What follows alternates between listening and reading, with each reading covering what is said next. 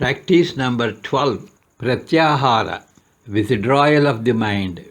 Vishayeshvatmatam drishtva विषयेष्वात्मतां दृष्ट्वा मनसश्चितिमज्जनं मनसश्चितिमज्जनं प्रत्याहारः सविज्ञेयो प्रत्याहारः सविज्ञेयो अभ्यसनीयो मुमुक्षुभिः.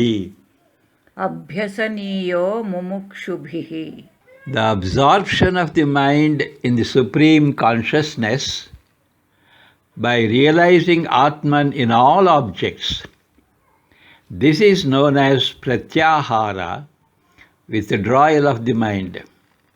This should be practiced by all the seekers of liberation.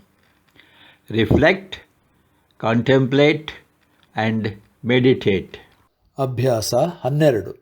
ಪ್ರತ್ಯಾಹಾರ, ಮನಸ್ಸನ್ನು ಹಿಂತೆಗೆದುಕೊಳ್ಳುವಿಕೆ.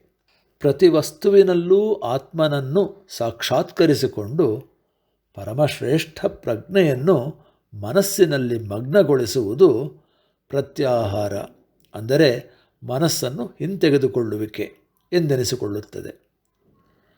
ಮೋಕ್ಷದ ಅಭಿಲಾಷಿಗಳಾದ ಎಲ್ಲ ಮುಮುಕ್ಷುಗಳು ಇದನ್ನು ಅಭ್ಯಾಸ ಮಾಡಬೇಕು. ಚಿಂತಿಸು, ಆಲೋಚಿಸು ಮತ್ತು ಧ್ಯಾನಿಸು.